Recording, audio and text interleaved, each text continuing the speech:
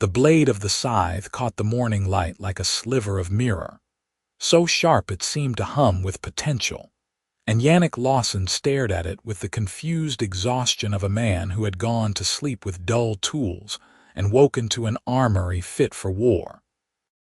He stood in the barn doorway, coffee forgotten in his hand, watching steam curl from the tin cup while his mind tried to catch up with what his eyes were showing him. Every single blade on his farm gleamed. The scythe, the axes mounted on the wall, the hoes, the shovels, the ancient sword his grandfather had carried home from some long-ago campaign that Yannick kept more for sentiment than practicality. Even the shears he used for the sheep looked like they could split hairs. "You were sleeping," a voice said behind him, rough and hesitant like gravel rolling down a hillside. Yannick spun so fast his coffee sloshed over his knuckles. He hissed at the burn but barely noticed it because standing at the corner of his barn, half hidden in shadow, was an orc woman.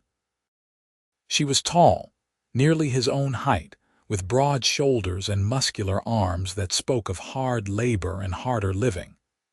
Her skin was the deep green of pine needles, marked here and there with old scars that showed pale against the darker tone. Small tusks curved up from her lower jaw, just prominent enough to press against her upper lip when she spoke. Her black hair was pulled back in a practical braid, and her clothes were worn leather and rough spun cloth, patched in places and stained with travel. What struck him most were her eyes. Amber, like honey held up to sunlight, and currently wide with something that looked like fear trying very hard to be bravery.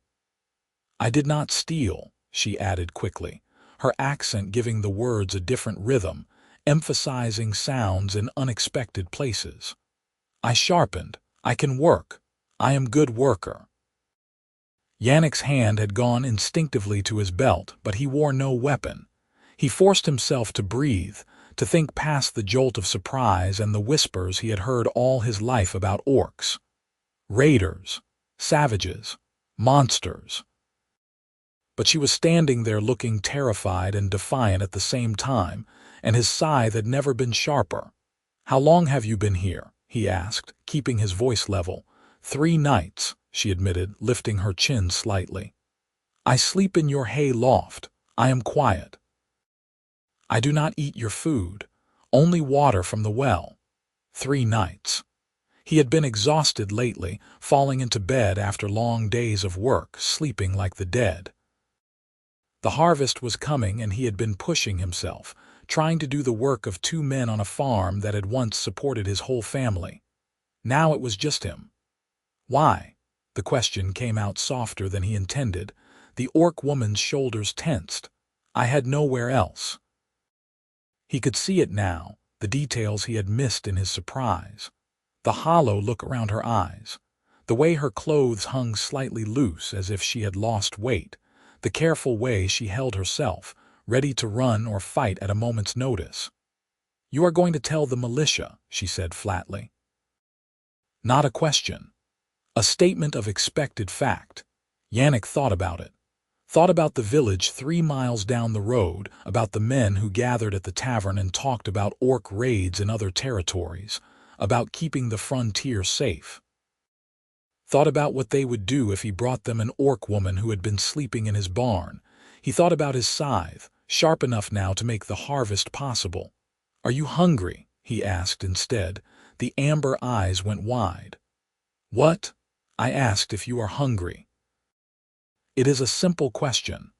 She stared at him like he had spoken a language she did not know. "I do not understand." "Breakfast," Yannick said, turning back toward the house.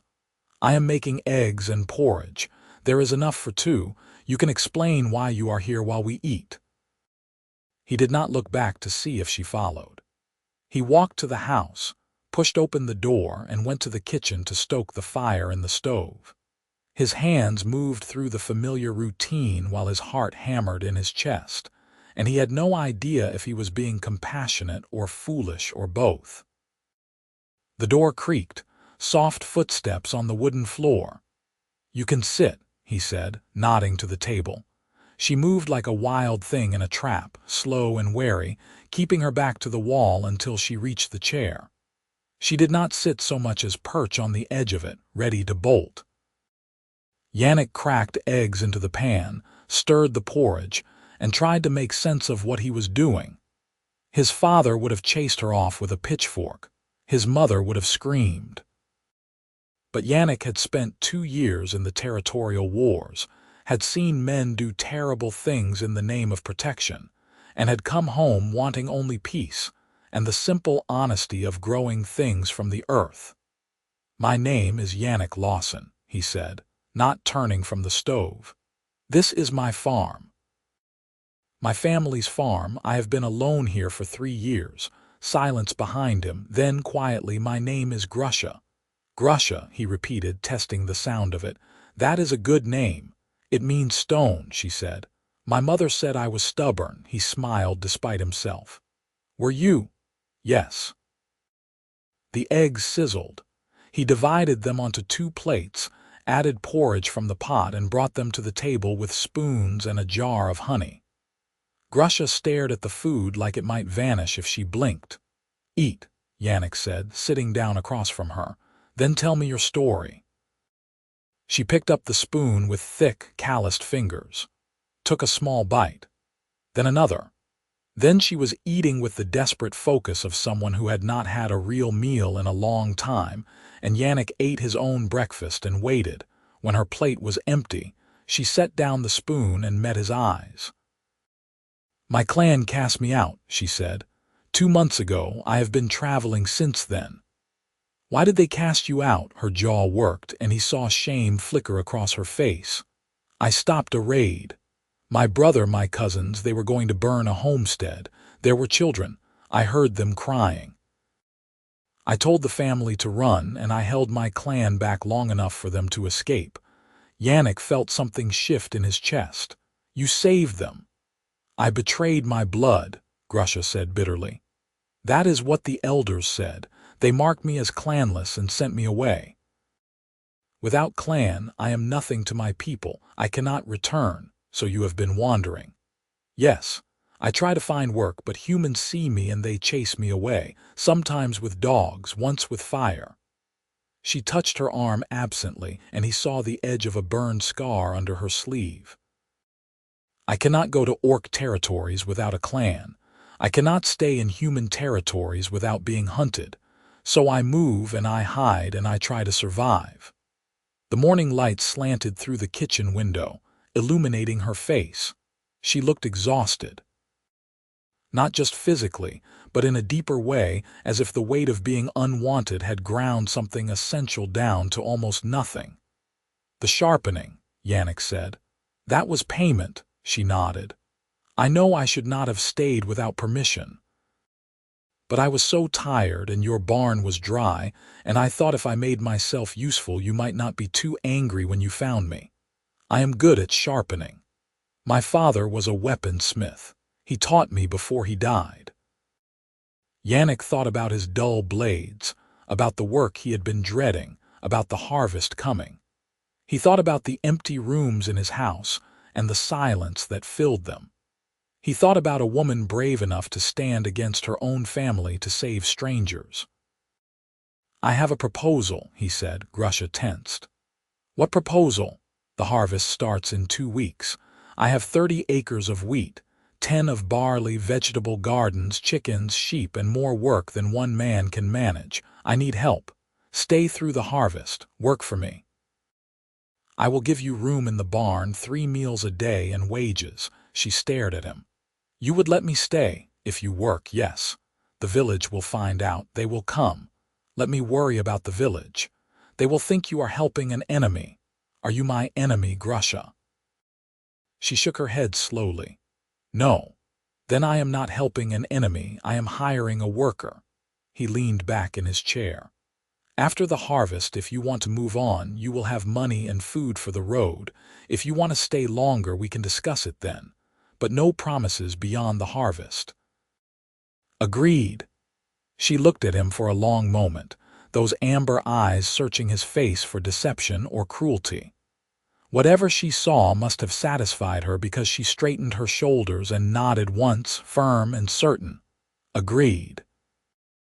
They shook hands across the table, his hand small and pale in her larger, darker one, and Yannick had no idea that he had just invited the most important person of his life to stay. The first week was awkward. Grusha worked like someone trying to prove her existence, justified the space she occupied. She was up before dawn, hauling water, feeding the animals, mending fences, and tackling any task she could find with an intensity that bordered on desperation. Yannick had to physically stop her on the third day when he found her trying to re-thatch a section of the barn roof in the middle of a rainstorm. "You cannot work if you break your neck," he shouted over the rain. "The roof is leaking. It has been leaking for a year. It can wait until the storm passes." She climbed down reluctantly, soaked and shivering, and he made her come into the house to dry off by the fire.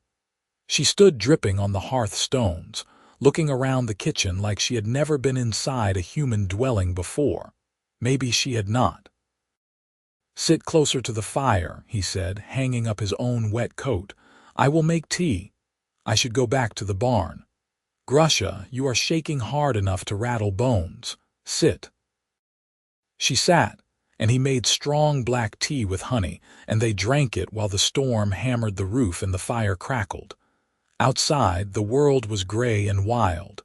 Inside, it was warm and surprisingly comfortable. "Why do you live alone?" Grusha asked suddenly. Yannick wrapped his hands around his cup. "My parents died in a fever outbreak 5 years ago. My sister married and moved east. I stayed because someone had to keep the farm going." "You have no wife?" "No." "Why not?" He laughed, short and dry. "That is a blunt question." "Orcs are blunt," she said without apology. "Fair enough." He stared into the fire. "I suppose I never found someone who wanted the life I have here. Farming is hard work. The winters are harsh. The nearest town is small and everyone knows everyone's business. Most women want something easier." "Easier is not always better." "No," he agreed. "But it is appealing when you are young and the world seems full of possibilities." Grusha nodded slowly. "I understand. My clan wanted me to marry a warrior. Strong, fierce, good bloodline. I did not want him. He was cruel. He liked hurting things weaker than himself. I refused, and my mother was ashamed." She traced the rim of her cup with one thick finger. "Now I have no clan and no prospects, so I suppose it does not matter." "You are young yet," Yannick said. "There is time." "I am 23. Old enough to know the world is not kind to those who do not fit." He looked at her, really looked, and saw past the green skin and tusks to the woman beneath. Saw the loneliness that mirrored his own, the weariness of being different, of wanting something the world said she should not want. "The world is not kind to anyone," he said quietly. "But maybe we can be kind to each other." She met his eyes and something passed between them, fragile and new. The storm passed. They went back to work, but something had shifted. The second week, Grusha started to relax.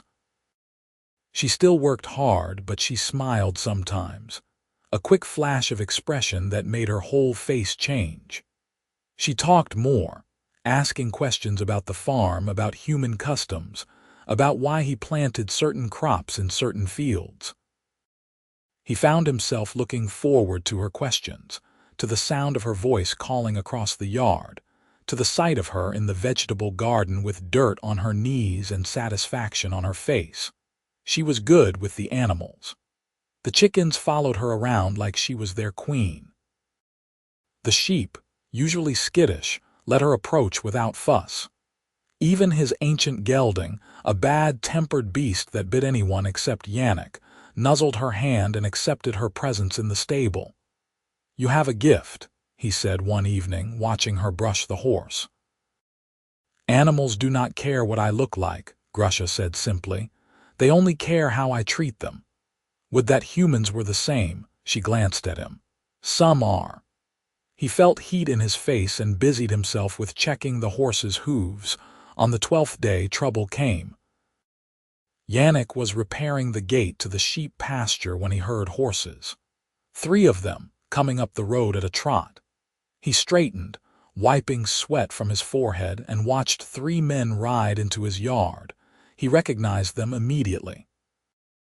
Marcus Trent, the village constable, a thick man with a gray beard and suspicious eyes. His 2 sons, both in their 20s, both wearing the armbands of the militia. "Yannick," Marcus said, reining in his horse. "We need to talk." "About what?" "About the orc that has been seen on your property." Yannick's stomach dropped, but he kept his face neutral. "Who says there is an orc on my property?"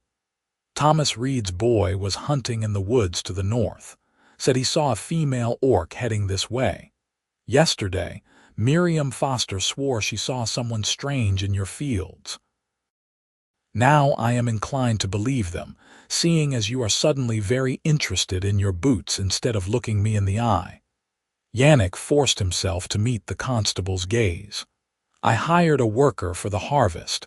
That is not a crime. It is if the worker is an orc." "Show me the law that says so." Marcus's face darkened. "Do not play games with me, boy. Orcs are dangerous. Everyone knows it. You are harboring a potential threat to the entire village." "She is not a threat. She has done nothing but work." "She?" One of the sons leaned forward in his saddle. "So there is an orc woman here." Yannick cursed himself silently. "Yes, and she has been helping me prepare for the harvest, that is all. Where is she? That is none of your concern." "The hell it is not."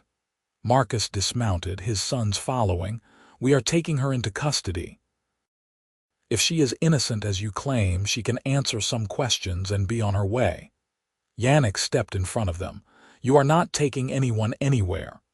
"Move aside, Yannick. I do not want to arrest you too."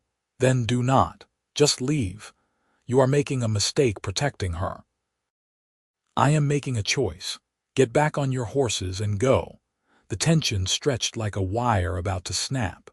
Marcus's hand went to the cudgel at his belt, and Yannick saw the whole situation spiraling into violence, and then a voice spoke from the barn. "I will go." Grusha emerged from the shadows, and all 3 men took an instinctive step back. She walked forward with her head high, her hands visible and empty, moving with a careful dignity that would have been regal if not for the fear Yannick could see in the set of her shoulders. "You do not have to do this," Yannick said urgently. "I will not let you be arrested because of me." She looked at Marcus. "I am the orc you seek. I have been working here. I have broken no laws. If you have questions, ask them." Marcus recovered his composure. "You are trespassing." "Mr. Lawson hired me. That is not trespassing. You are an orc on human land without documentation or authorization. There is no law requiring such documentation. There is common sense requiring it." Marcus gestured to his sons. "Bind her hands. We are taking her back to the village." "Like hell you are," Yannick said, moving to stand beside Grusha. "Yannick, please," Grusha said softly. "Do not make this worse. It cannot get much worse."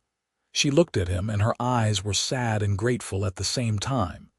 "Yes, it can. Let me go. I have been cast out before. I will survive it again." Every instinct in Yannick screamed at him to fight, but he was 1 man against 3, and if he attacked the constable, he would end up in chains beside her. He stood there, shaking with frustration and helplessness, as Marcus's sons tied Grusha's wrists with rough rope and led her to a horse. "This is wrong," Yannick said. "She has done nothing." "That will be determined by the village council," Marcus said, mounting his horse. "If you are smart, you will stay out of this. People are already talking about you, Yannick. Do not give them more reason to question your judgment." They rode away with Grusha between them, and Yannick stood in his yard watching them disappear down the road, his hands clenched into fists and his mind racing. He gave them an hour.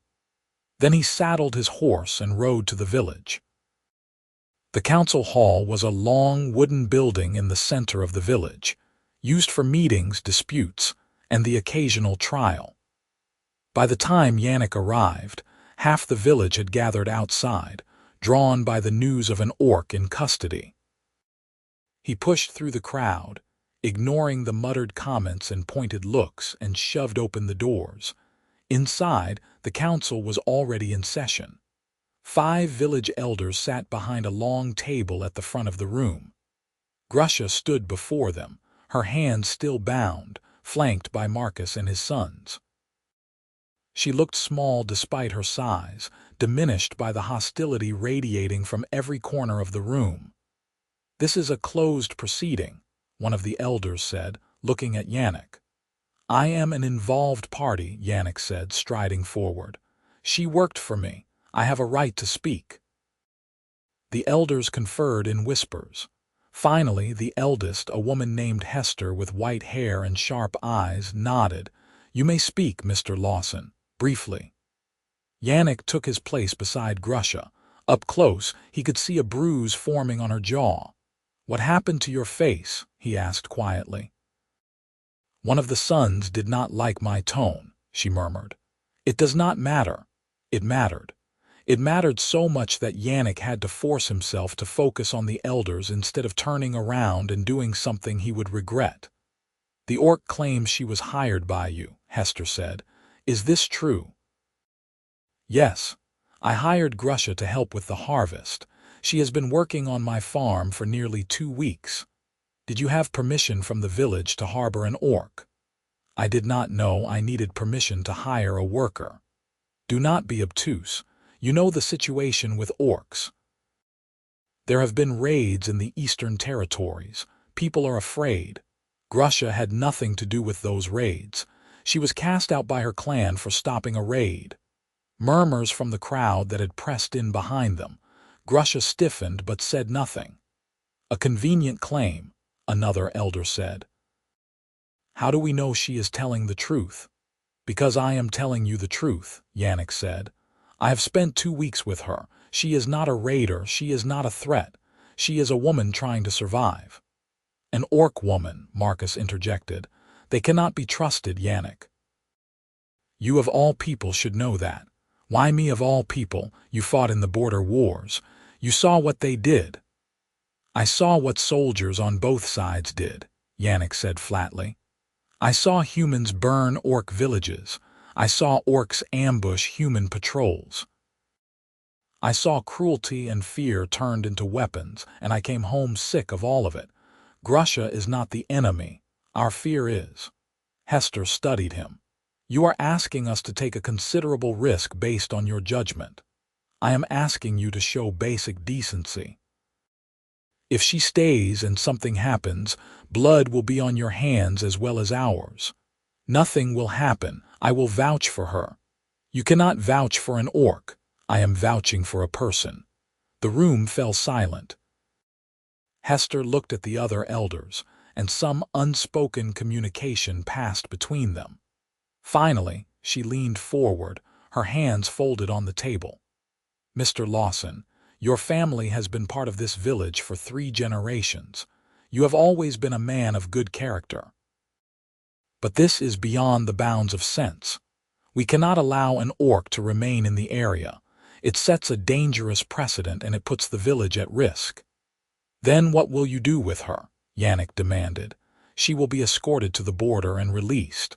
What happens after that is not our concern. It is the middle of the wilderness. Releasing her alone is a death sentence.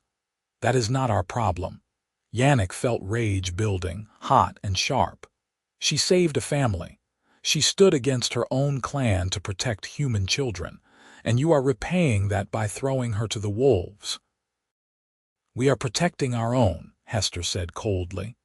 "As we must. The decision is made. The orc will be taken to the border tomorrow morning and released. You will return to your farm and find another worker for your harvest. This matter is closed." "No." Every eye turned to Grusha. She had spoken quietly, but the word cut through the room like a blade. "No," Hester repeated. Grusha lifted her chin. If you take me to the border and release me without supplies, I will die. You know this. I know this. You are executing me without calling it execution. If you are going to kill me, at least be honest about it. We are not executing you, we are simply removing the problem. You are killing me slowly instead of quickly. That does not make you merciful, it makes you cowards. Marcus stepped forward, raising his hand, but Grusha did not flinch. She stared at the elders with something fierce burning in her amber eyes, and Yannick felt his heart twist. That is enough, Hester said. Take her to the holding cell, we will deal with this in the morning. Wait, Yannick said desperately. There has to be another option. There is not. Let me take her back. She can work for me, stay on my land, and I will be responsible for her. If anything happens, arrest me. But do not do this. You cannot marry her, Yannick, Hester said with something almost like pity. And that is the only way to make an orc your legal responsibility. Without marriage, she has no right to remain and you have no right to keep her. That is the law. The words hung in the air. Marriage. The idea was absurd. He had known her for 2 weeks. She was an orc and he was human and the whole village was watching. It was impossible and insane and every kind of foolish. He looked at Grusha.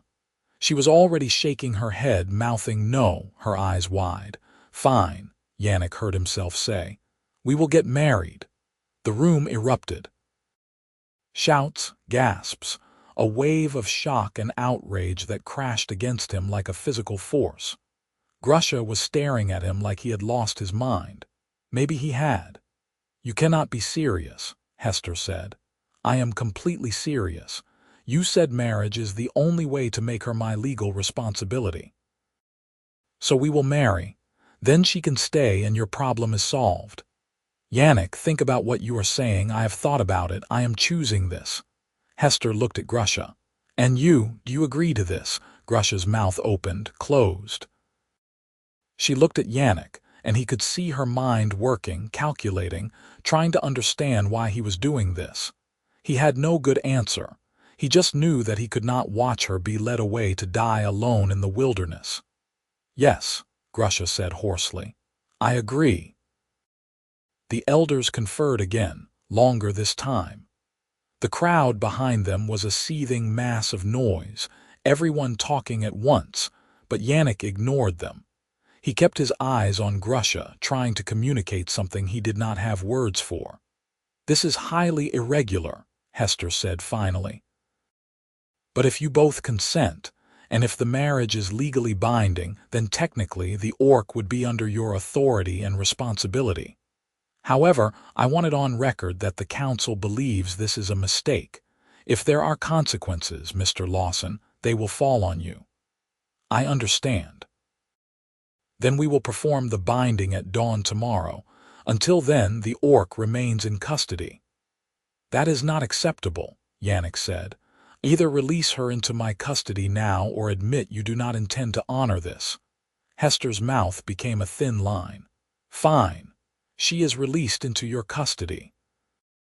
But you do not leave this building until the binding is done. Both of you will stay here tonight under supervision. It was not ideal, but it was better than a cell. Yannick nodded, and they were led to a small side room with 2 chairs and a single lantern. Marcus stood guard outside the door, and Yannick suspected half the village would be camped outside the building by nightfall, waiting to see if the madness continued. Grusha sat down heavily in one of the chairs. Her hands were still bound, and Yannick moved to untie them. I did not ask you to do this, she said quietly as the ropes fell away. I know. You are throwing away your life for someone you barely know. Maybe. She rubbed her wrists, staring at the floor. Why? Yannick sat down in the other chair. Because it was the right thing to do. Because I could not let them kill you. Because in 2 weeks you have become more real to me than anyone has been in a long time. He paused. And because I am selfish. She looked up. Selfish. I do not want you to leave. I like having you on the farm. I like hearing you sing to the chickens in the morning. I like the way you argue with me about the best way to stack hay. I like not being alone. He met her eyes. So yes, I am selfish. I am doing this as much for me as for you. Grusha stared at him. You are insane. Probably. You will regret this. Maybe. But I will regret watching you die more. She looked away, and he thought he saw her eyes glisten. I do not understand humans. That makes two of us. They sat in silence for a while. Outside, they could hear voices, the shuffle of feet, the creak of wagon wheels as people arrived to witness the spectacle. Yannick wondered what his parents would think. His sister would probably laugh herself sick. The farm would become notorious, and he would spend the rest of his life being the man who married an orc. He found he did not care as much as he thought he would. What happens now? Grusha asked. Now we wait until morning. Then we stand in front of the village and make vows. And then we figure out the rest as we go. You make it sound simple. It probably will not be, but we will manage. She turned to look at him, and in the dim light of the lantern her green skin looked almost luminous, her amber eyes reflecting the flame. You are a strange man, Yannick Lawson. You are not the first person to tell me that. But I may be the first to say it as a compliment, he smiled. I will take it. They talked through the night about small things and large things. About her childhood in the clan, growing up with brothers who treated her like a warrior in training. About his memories of the farm before his parents died, when it had been full of life and laughter. About the things they missed, and the things they hoped for, and the uncertainty of what tomorrow would bring. Somewhere near dawn, Grusha fell asleep in her chair, her head tipped back and her breathing deep. Yannick watched her sleep, and tried not to think about the fact that in a few hours she would be his wife, and he would be responsible for her safety and happiness, and all the complicated, messy realities that came with binding your life to another person. He was still watching her when the door opened and Hester entered with the morning light. It is time, she said. The ceremony was brutal in its simplicity. The elders gathered at the front of the hall and the entire village packed in behind them.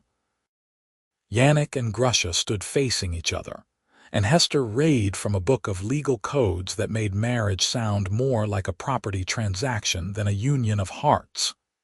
Do you, Yannick Lawson, take this orc woman as your lawful wife, to be bound to you in the eyes of the community and the law?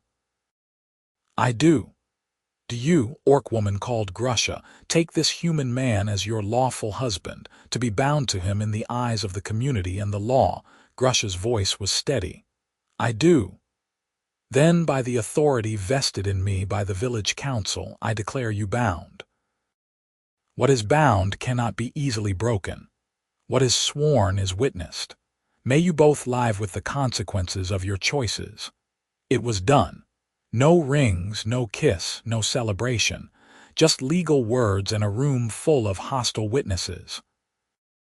Hester handed Yannick a paper with their names written on it, proof of the binding, and then gestured toward the door. You are free to go. They walked out into the morning sunlight, and the crowd parted around them like water around stones. No one spoke. No one wished them well. They simply watched with expressions ranging from disapproval to disgust, and Yannick led Grusha to where his horse was tied. He helped her up first, then swung up behind her, and they rode out of the village without looking back. They did not speak until they were halfway home. Then Grusha said, Your reputation is destroyed, probably. You will not be welcome in the village. I did not go there much anyway. They will talk about you. Let them talk. She shifted in the saddle, turning slightly to look at him. You gave up everything for me. Not everything. I still have the farm, I still have the harvest, and now I have help getting it done. You have a wife you did not want. Yannick was quiet for a moment. That is not entirely true. What? I said I did not have a wife because I had not found someone who wanted the life I have. I did not say I did not want one. He tightened his grip on the reins. "And if I was going to be bound to someone, I would rather it be someone who understands hard work, who is not afraid of challenges, and who can make a horse fall in love with her in 3 days." Grusha made a sound that might have been a laugh. "You are definitely insane. Maybe. But I am your insane husband now, so you are stuck with me." This time she definitely laughed, and the sound made something warm unfurl in Yannick's chest. They reached the farm, and Yannick helped Grusha down from the horse. She stood in the yard, looking around at the fields and the barn and the house as if seeing them differently now. "What do we do now?" she asked. "Now we work. The harvest is in a week. We have a lot to do." "That is it." "We just go back to working." "Did you expect something else?" She hesitated. "I do not know what I expected, but yes, I suppose I thought there would be more ceremony or more acknowledgement that everything has changed." Yannick considered this. Everything has changed. But also, nothing has changed. We are still two people trying to bring in a harvest and keep a farm running. We are just doing it as a bound pair now instead of as employer and worker. "Is that all I am to you? A worker?" The question was asked lightly, but he heard the vulnerability underneath. He stepped closer to her, close enough to see the lighter flecks in her amber eyes, the small scar above her left tusk. "No," he said quietly. "You are much more than that, but I do not know what to call it yet. We barely know each other, Grusha. We got bound to save your life, not because we fell in love. I do not want to pretend we are something we are not." "Then what are we?" "We are two people figuring it out as we go. We are partners. We are allies. And maybe in time we can become friends and then more than friends if we both want that. But there is no rush. We have time." She studied his face. "You are a very strange man, Yannick Lawson. You have said that before." "I think I will say it many more times." He smiled.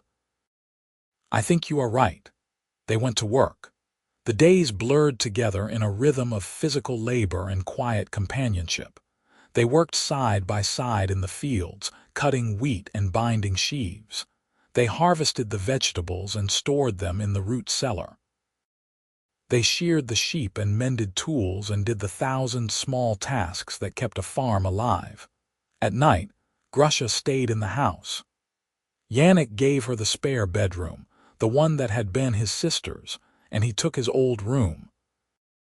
They ate dinner together and talked about the day's work, and it was surprisingly easy, surprisingly comfortable. But there was also tension. The kind that came from awareness, from spending every day with someone and noticing small things. The way Grusha's laugh sounded like summer thunder. The way Yannick's hands moved when he explained something, quick and precise. The moments when their fingers brushed passing a tool, when their eyes met across the table, when the air seemed to thicken with unspoken possibility. 3 weeks after the binding, on a warm afternoon when the wheat was golden and ready, Grusha broke the silence. They were standing at the edge of the field, surveying the work ahead when she said, "I need to know something." "What? Do you regret it?" Yannick looked at her. "Marrying you." Yes, he thought about it. Thought about the way the village treated him now, cold and distant. Thought about the whispers that followed him, the way old friends crossed the street to avoid speaking to him. Thought about his sister's letter, full of shock and concern and poorly hidden judgment. Then he thought about coming home to a house that was not empty, about laughter over dinner and someone to share the work with. About the way Grusha had cried when she saw the first wheat come in, golden and perfect, because she had never been part of a successful harvest before. "No," he said. "I do not regret it. Even though it cost you so much, it cost me people who were willing to abandon me for making a choice they did not like. I'm not sure they were worth keeping." He turned to face her fully. "Do you regret it?" She bit her lip, her small tusks pressing into the soft flesh. "I regret that you had to sacrifice for me, but I do not regret being here. I do not regret knowing you." Then we are both exactly where we chose to be." She nodded slowly, and then, impulsively, she reached out and took his hand. Her palm was warm and calloused against his, and they stood there holding hands in the wheat field like two young people with a promise between them. "Thank you," she said, "for giving me a place to belong. Thank you for staying." The harvest came in strong. They worked from dawn to dusk, and on the final day, when the last sheaf was bundled and stored, Yannick opened a bottle of elderberry wine his mother had made years ago, and they sat on the porch watching the sunset paint the sky in shades of orange and gold. "We did it," Grusha said, exhausted and triumphant. "We did. What happens now? Now we prepare for winter. Cut firewood, preserve food, repair the house. The work never really ends on a farm. I meant with us." Yannick sipped his wine. "What do you want to happen?" She was quiet for a long time. Then she said, "I want to stay, not because I have nowhere else to go, but because I want to be here, with you." His heart kicked against his ribs. "I want that too. But we are still strangers in some ways. Then we keep learning about each other. We keep building this thing between us until it is strong enough to last." Grusha turned to look at him, her amber eyes serious. "You are very patient." "I have been alone for a long time. I can wait for something worth having." She smiled, slow and genuine, and he saw her truly relax for the first time since he had met her. "I think I can do that too." They sat together as the stars came out, and Yannick felt something settle in his chest, something that felt like contentment and hope and the promise of a future he had stopped believing in. The winter came hard and fast. Snow piled up in drifts taller than a man, and the wind howled around the house like a living thing. They were trapped inside for days at a time, and Yannick learned more about Grusha in those long, quiet weeks than he had in all the months before. She taught him songs from her clan, deep rhythmic chants that spoke of mountains and stone and the strength of earth.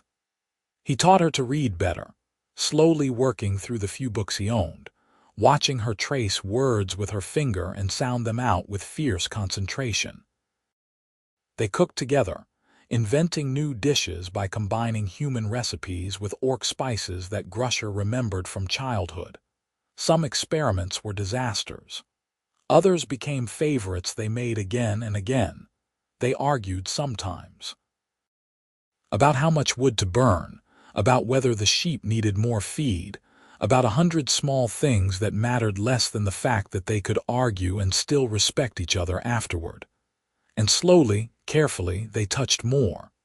A hand on a shoulder, an arm around a waist. Sitting close by the fire, her head resting against his shoulder, his fingers playing with the end of her braid. It was Grusha who kissed him first. It was late evening, the fire burning low, and they were sitting on the floor with their backs against the couch, talking about nothing important. She had been laughing at a story he told about his childhood, about the time he had tried to ride a pig and ended up in the mud wallow, and he had been watching the way her face lit up when she laughed. Then she turned her head, and their eyes met, and the laughter faded into something else. She leaned in slowly, giving him time to pull away, but he did not pull away. He met her halfway, and their lips touched, careful and tentative.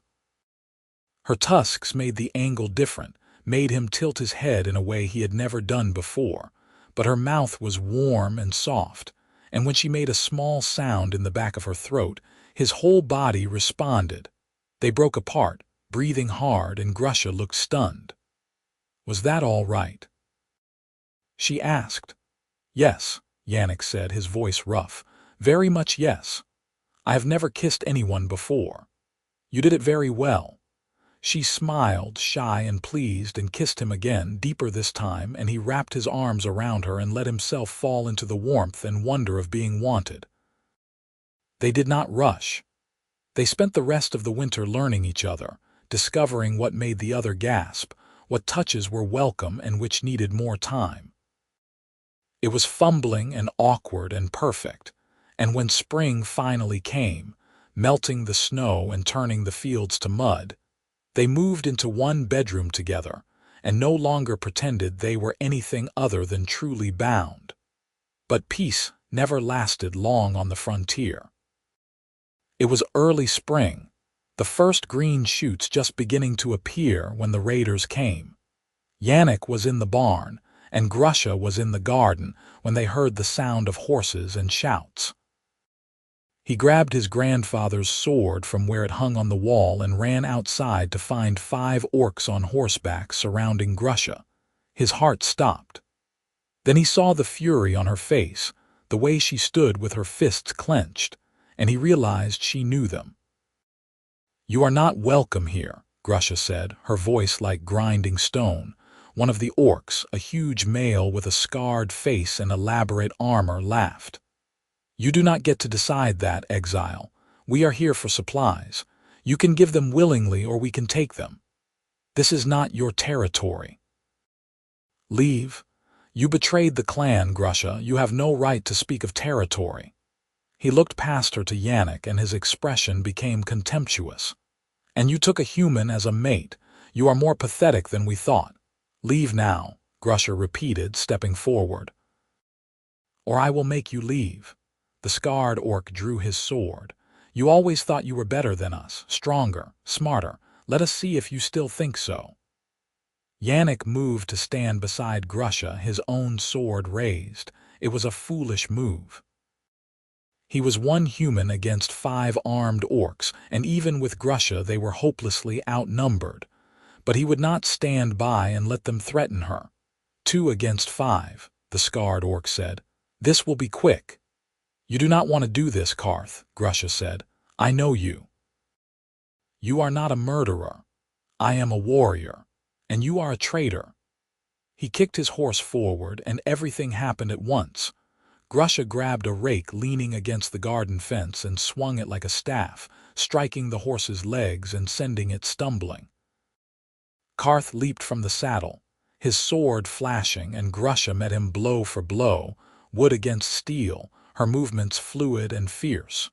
2 more orcs dismounted and came at Yannick. He had not fought in years, but the old training came back, muscle memory guiding his blade.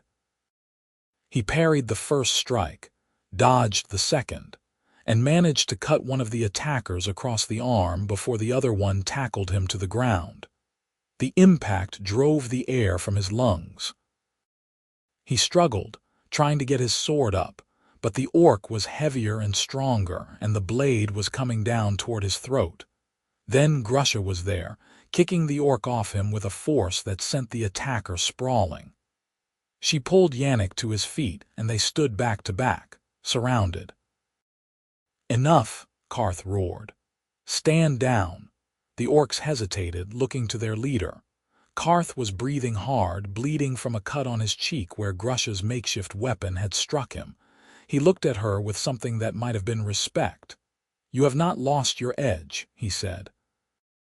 "And you have not gained any sense," Grusha shot back. "Why are you really here, Karth? Not for supplies. You could raid a dozen easier targets." He was silent for a moment, then he sheathed his sword. "The elders wanted to know if you were still alive, if you had found a place. So you came to check, and to see if you would come back." He gestured to the other orcs, and they slowly lowered their weapons. "The clan has been struggling. The young warriors respect no one. They listen to the hot-bloods who want to raid human settlements for glory. Your father's teachings are being forgotten. I was exiled. I cannot return. Exile can be rescinded if the elders agree." Grusha's hand tightened on the rake. "I will not abandon the humans I saved, and I will not abandon my mate." Karth looked at Yannick, really looked at him, and Yannick met his gaze steadily despite the sword pointed in his direction. "He fought for you," Karth said. "He is either very brave or very stupid." "Both," Grusha said, and Yannick felt her hand find his. "But he is mine, and I am his, and we are bound. Then I will tell the elders you are settled, and that you choose your new path." "I do." Karth nodded slowly. He remounted his horse and his warriors did the same. For what it is worth, Grusha, I always thought you made the right choice that day. Not everyone agreed with your exile. Then you should have spoken up. Yes, he said quietly. I should have. They rode away and Yannick and Grusha stood in the yard, shaking with adrenaline and relief. When the sound of hooves had faded completely, Grusha turned and threw her arms around him, holding him so tight he could barely breathe. You could have been killed, she said into his shoulder. So could you? I am not worth dying for. He pulled back enough to look at her. You are worth everything to me. Do you understand that? She stared at him, her amber eyes wet with tears she refused to let fall. I love you, she said. I did not mean to, I did not plan for it, but I love you. I love you too, Yannick said, and kissed her there in the muddy yard with the smell of spring in the air and the knowledge that they had fought for each other and survived. Life settled into a new rhythm. They fortified the farm, built stronger fences, and Yannick taught Grusha to use a sword properly. They talked about what to do if more orcs came, or if the village decided to make trouble, and they made plans and contingencies and tried to be ready for whatever came. But mostly, they lived. They planted crops and raised animals and built a life together. They laughed and fought and made love and discovered all the ways two people could build a home not just in a place but in each other. Yannick's sister visited that summer. She was cautious at first, circling Grusha like a wary cat, but Grusha won her over by helping birth a lamb that got stuck and then teaching her the orc song about stubborn sheep. By the time she left, she was hugging them both and promising to visit again. Word spread slowly about the human farmer and his orc wife. Some people came out of curiosity. Some came looking for trouble and left disappointed when there was none to find. A few came looking for proof that different people could build something together, and they found it. 2 years after the binding, Grusha woke Yannick in the middle of the night. Something is happening, she said, her face tight with pain. He was out of bed instantly, pulling on clothes, his mind racing. What kind of something? The kind where you are going to be a father. His thoughts stuttered to a halt. What? The baby is coming. Now. They had known she was pregnant, had watched her belly swell over the months, had felt the baby kick and move. But the midwife was not supposed to come for another 2 weeks, and they were alone on the farm in the middle of the night. And Yannick had absolutely no idea what to do. He did it anyway. Built up the fire, boiled water, found the clean cloths and blankets they had prepared. Held Grusha's hand while she breathed through the contractions, her grip so tight he thought his bones would break. I cannot do this, she gasped at one point. You are doing it, Yannick said. You are the strongest person I know. You can do anything. That is a lie. Then let it be a lie that gets you through this. She laughed, wild and breathless, and then the next contraction came and she was pushing and crying out, and Yannick was praying to any god that would listen. Dawn was breaking when he caught the baby in his hands, slippery and screaming and absolutely perfect. A daughter, with green skin a few shades lighter than her mother's, a shock of black hair and tiny, tiny tusks just visible in her gums. She is beautiful, Grusha said, exhausted and radiant. Let me see her. Yannick placed the baby in her arms, wrapped in a soft blanket, and watched his wife become a mother before his eyes. The baby quieted at the sound of Grusha's voice, nuzzling against her chest, and Yannick felt something expand in his heart so fast and so huge he thought he might break apart from the force of it. What should we name her? Grusha asked. They had argued about names for weeks, unable to agree. Orc names felt too harsh for a child who would grow up on a human farm. Human names felt like an erasure of her heritage. But looking at his daughter now, Yannick knew exactly what she should be called. Unity, he said. Her name is Unity. Grusha looked up at him, tears streaming down her face. That is perfect. They named her Unity Lawson, and she grew up strong and fierce and loved beyond measure. The years passed. The farm prospered. Unity learned to walk and then to run, racing through the fields with a lamb at her heels and her mother's laugh in her throat. Yannick taught her to plant seeds and tend animals. Grusha taught her to sing and fight and never apologize for what she was. Other families came, cautiously at first, drawn by the story of the human and the orc. A few settled nearby, building farms of their own, and slowly, painfully, the idea that different people could live together became less strange. The village never fully accepted them, but it learned to tolerate them, and eventually, one or two of the younger villagers came asking for work, curious about the orc woman who could out-farm anyone in the territory. On Unity's 5th birthday, they threw a party. Yannick's sister came with her family. A few brave neighbors attended. Even Karth appeared, older now and scarred from some battle Grusha did not ask about, bringing gifts carved from stone. "She looks like you," Karth told Grusha, watching Unity chase other children around the yard. "She looks like both of us," Grusha corrected. "And she will be better than either of us. I believe that." That night, after the guests had left and Unity was asleep in her bed, Yannick and Grusha sat on the porch watching the stars. She leaned against him, his arm around her shoulders, and they were quiet in the way that came from being completely comfortable with each other. "You remember the day you woke up and found all your tools sharpened?" Grusha asked. "Of course. I was so afraid.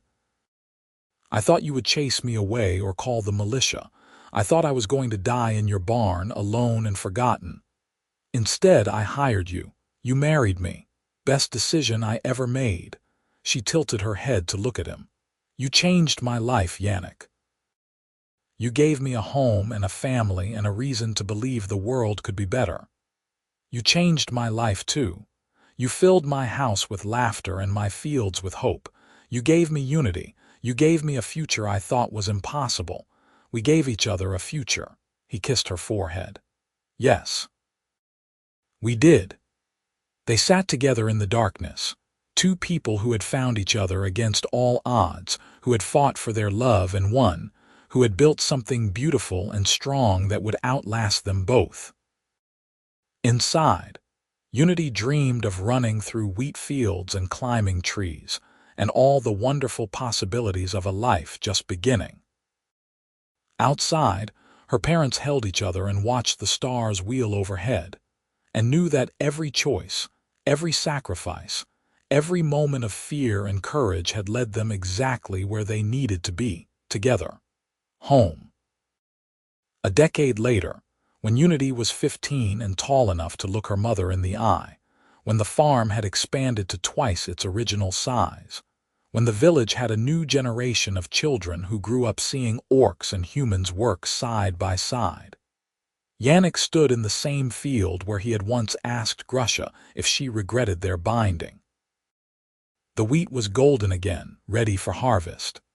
Grusha stood beside him, her hair streaked with gray now, her hands as calloused and strong as ever. Unity was in the barn, singing the old orc songs while she sharpened tools, her voice carrying across the yard. "Do you ever wonder how different things would be if you had chased me away that first morning?" Grusha asked. Yannick considered it. "Sometimes. But then I look at what we built and I cannot imagine any other life. We were so young, so foolish, we were brave, and we were lucky. Mostly brave, I think." She took his hand, threading her fingers through his. "Thank you for being foolish enough to marry an orc girl who sharpened your tools. Thank you for being foolish enough to stay." They stood together as the sun climbed higher, as Unity's voice rose in song, as the life they had built hummed around them. Proof that love could cross any divide, that courage could overcome any obstacle, and that sometimes the most beautiful futures began with the simplest acts of kindness. The wheat swayed in the breeze.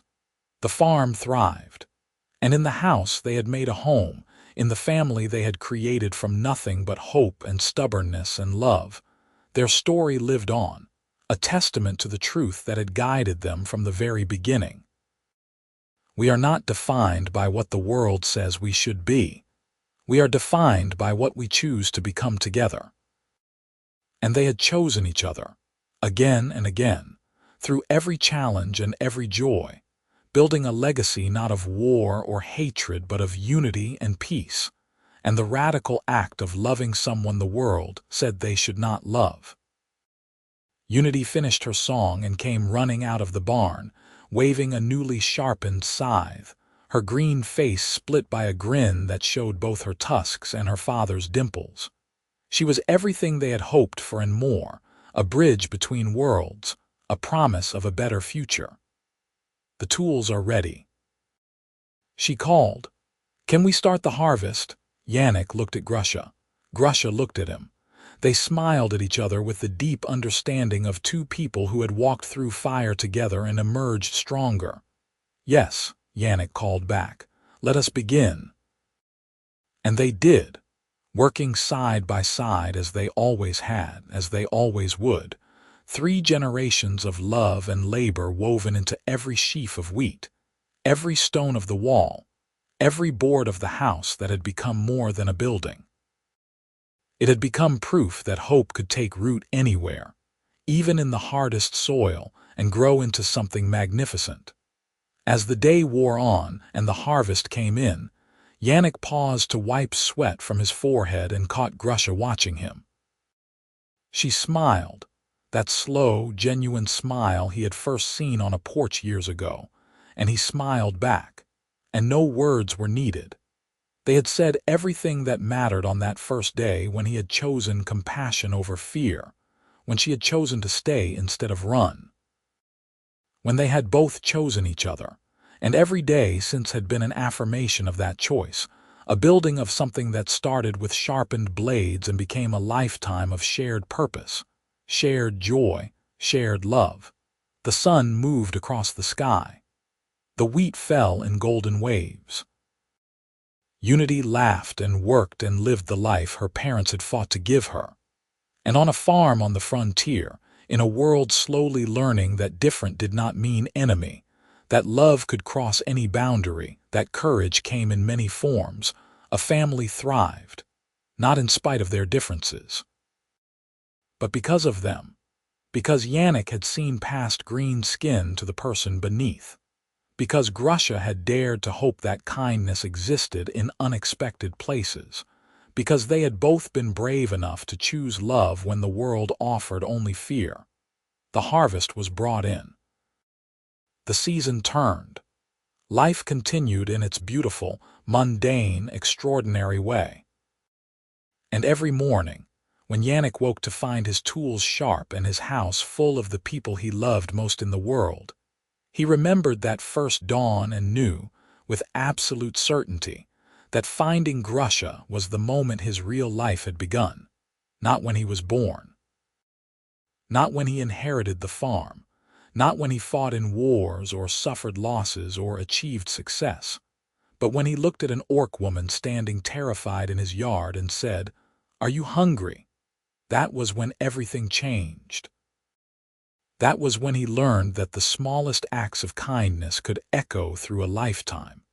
That was when he chose love over fear, and found that love had been waiting for him all along, wearing green skin and tusks, and carrying a heart brave enough to match his own. And so they lived and loved, and built their future one day at a time, knowing that their story would outlive them, would inspire others, would become legend. The tale of the farmer who woke to find his blades sharpened and chose compassion over caution. The tale of the orc woman who said, "You were sleeping," and stayed to build a home. The tale of Unity, their daughter, their legacy, their proof that different worlds could merge into something beautiful. But more than a tale, it was a truth. Love was always the answer. Courage was always worth the cost. And home was not a place. It was a person who chose you and whom you chose in return. and the life you built together against all odds and all expectations. Yannick and Grusha knew this truth bone deep, carried it in every shared glance, every touch, every moment of their intertwined lives. And when they were old, when their hair was white and gray, when Unity had children of her own and the farm had become a symbol of hope for the entire territory, they would sit on that same porch and remember the fear and the courage, remember the choice that changed everything.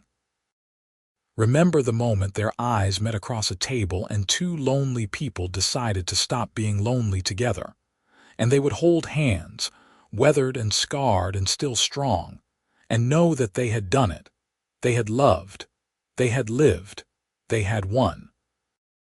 Not against anyone or anything, but for something, for the belief that the world could be better, that people could change, that love was worth fighting for, no matter how impossible it seemed. And in the end, when the story was told and retold, when their names became synonymous with courage and hope, the part that mattered most would always be the simplest. He woke to find every blade on his farm sharpened. The orc girl said, "You were sleeping." And instead of fear or anger, he offered breakfast. And from that single choice, a future bloomed. A future of love, of family, of unity in a divided world. A future worth every sacrifice, every hardship, every moment of doubt. A future they built together, one sharpened blade, one shared meal, one brave choice at a time. And it was more than enough. It was everything.